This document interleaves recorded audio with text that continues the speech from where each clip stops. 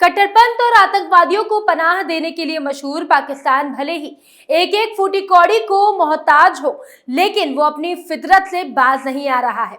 पाकिस्तान में महंगाई आसमान छू रही है, लेकिन अरब देशों से अपनी दोस्ती दिखाने के चक्कर में अब पाकिस्तान को मुंह की खानी पड़ी है। कंगाल हो चुका पाकिस्तान आज भीख मांगने के लिए हाथ फैलाते हुए अलग अलग देशों के पास जाता है, लेकिन उसे वहां से भी धुतकार ही मिलती है। अपने कारनामों की वजह से मशहूर पाकिस्तान अब एक बार फिर से सुर्खियों में है, लेकिन इस बार भी हर बार की तरह कोई अच्छी खबर नहीं है। एक बार फिर से पाकिस्तान की भयंकर बेइज्जती हुई है, और ये बेइज्जती और खुलासा करने वाला कोई और नहीं बल्कि पाकिस्तानी संसद की एक कमेटी है, जिसने पाकिस्तान के सारे घटिया तरीकों को एक्सपोज कर दिया है।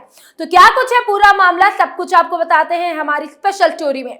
नमस्कार, मैं हूं आपके साथ प्रियांशी मिश्रा और आप देख रहे हैं कैपिटल टीवी की स्पेशल स्टोरी। पाकिस्तान की खुल गई सबसे बड़ी पोल। अरब देश भी पाकिस्तानियों से परेशान। झूठी दोस्ती का दावा करता है पाकिस्तान। यूएई में 50% अपराधी हैं पाकिस्तानी। पाकिस्तान खुद को हमेशा मध्य पूर्व में अमीर मुस्लिम देशों का सबसे करीबी दिखाने की कोशिश करता रहता है, लेकिन ये देश पाकिस्तान को किस नज़र से देखते हैं, ये जानकारी सुनकर आपके भी होश उड़ जाएंगे, क्योंकि ये बहुत ही हैरान करने वाली है। सऊदी अरब और यूएई तो पाकिस्तान को भिखारियों का देश मानने लगा है। मध्य पूर्व के देशों के लिए पाकिस्तानी प्रवासी सबसे बड़ी मुसीबत बन चुके हैं, लेकिन फिर भी पाकिस्तान है कि मानता ही नहीं।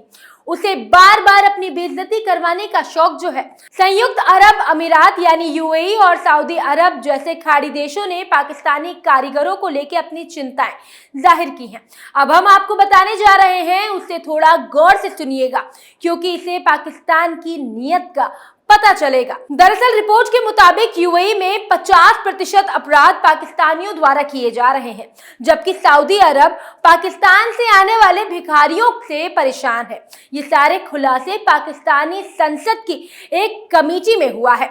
मीडिया रिपोर्ट्स के मुताबिक पाकिस्तानी संसद के उच्च सदन सीनेट की प्रवासी पाकिस्तानियों के लिए बनाई गई कमेटी को ये जानकारी पाकिस्तान के अधिकारियों ने दी है।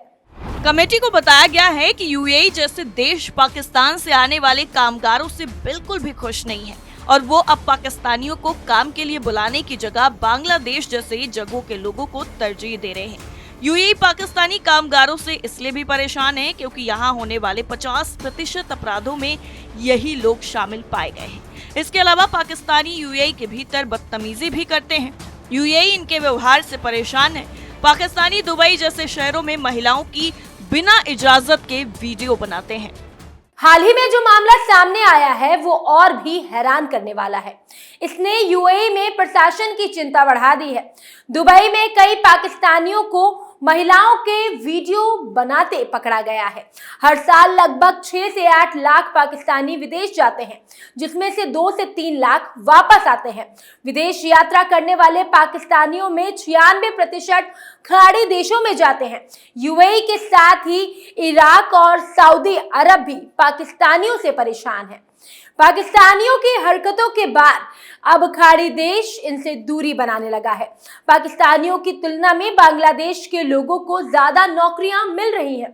अधिकारियों ने समिति को बताया कि सऊदी अरब ने कहा कि किंगडम ने पाकिस्तान से भिखारियों और बीमार लोगों को ना भेजने को कहा है। पाकिस्तानियों के अपराध में शामिल होने के मामले भी बढ़ रहे हैं।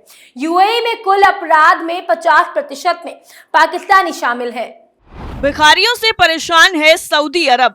सऊदी अरब और इराक पाकिस्तान से आने वाले भिखारियों से परेशान है। अधिकारियों ने इस कमेटी को बताया कि सितंबर 2023 में यहां ऐसे गैंग पकड़े गए हैं जो हज करने जाते हैं, लेकिन फिर वहां भीख मांगने लगते हैं। यह भी सामने आया कि सऊदी अरब के साथ ही खाड़ी देशों में पकड़े जाने वाले 90% भिखारी पाकिस्तानी निकले।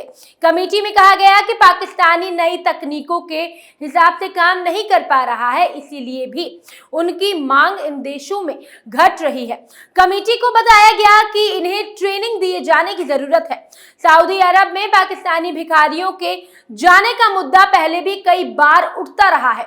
कमेटी ने जनवरी 2024 में भी पाकिस्तानी सरकार से कहा था कि वो सऊदी अरब में पाकिस्तानी भिखारियों के जाने पर रोक लगाएं। इससे पहले अक्टूबर 2023 में सऊदी अरब जाने की कोशिश कर रहे 24 भिखारियों को भी पकड़ा गया था। ये सब इससे पहले सामने आया कि पाकिस्तानी सऊदी अरब में मस्जिदों के अंदर तक जेब कतरे बनकर घूम रहे हैं।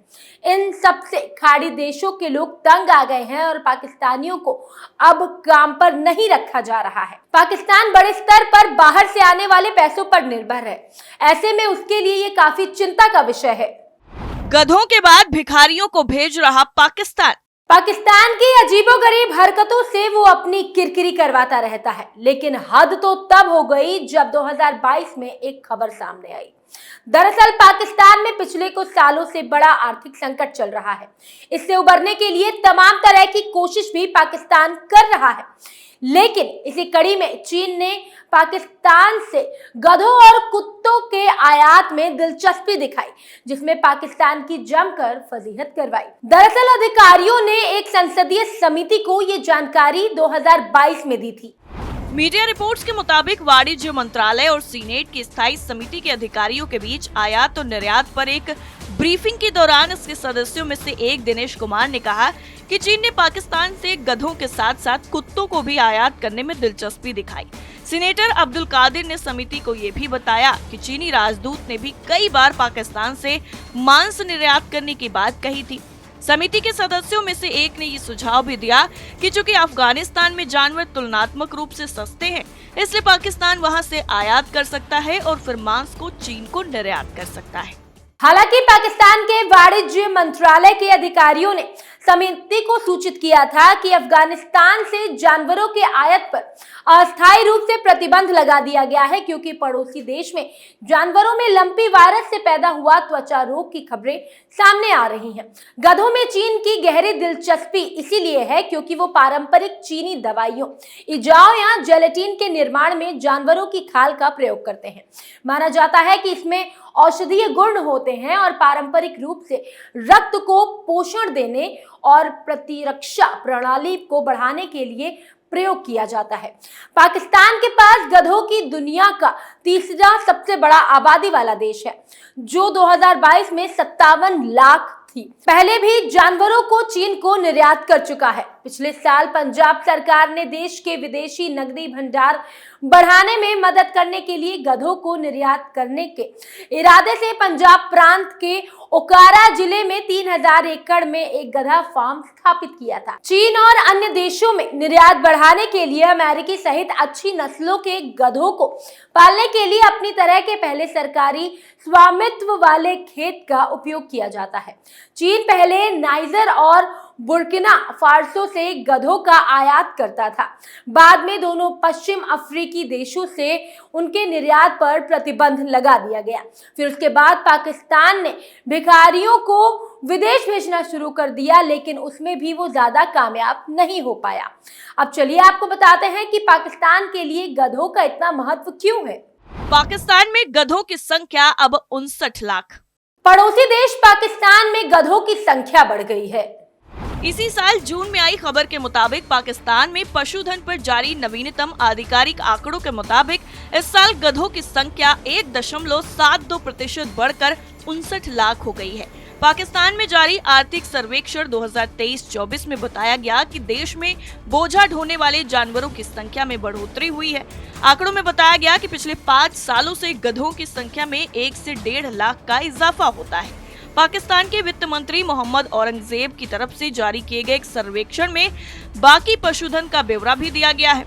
पशुपालन पाकिस्तान की ग्रामीण अर्थव्यवस्था की रीढ़ है। 80 लाख से ज्यादा ग्रामीण परिवार पशुधन उत्पादन में लगे हुए हैं। पाकिस्तान दुनिया में गधों की तीसरे बड़ी सबसे आबादी वाला देश है। देश में अर्थव्यवस्था में गधों की बहुत बड़ी भूमिका है। पाकिस्तान में गधों का उपयोग ग्रामीण स्तर पर बहुत बड़ी संख्या में किया जाता है। इसके साथ ही चीन में इनका निर्यात भी किया जाता है। पड़ोसी देश चीन में पाकिस्तानी गधों की बहुत मांग है। पाकिस्तान हर साल चीन को 5 से 7 लाख तक गधों का निर्यात करता है, जो देश की अर्थव्यवस्था को सहारा देता है। पाकिस्तान ने चीन को जारी इस निर्यात को बढ़ाने के लिए पंजाब प्रांत के उकारा जिले में एक फार्म भी स्थापित किया है, जिसमें गधों की देखभाल की जाती है। लेकिन इस बार खुद पाकिस्तान की कमेटी ने यह कबूल कर लिया है कि पाकिस्तानियों की वजह से यूएई में उसकी बदनामी हो रही है। वैसे आपका क्या मानना है इस रिपोर्ट को लेकर? कमेंट बॉक्स में हमें जरूर बताएं। फिलहाल इस रिपोर्ट में इतना ही। ऐसे ही तमाम खबरों को जानने के लिए आप देखते रहिए कैपिटल टीवी। नमस्कार।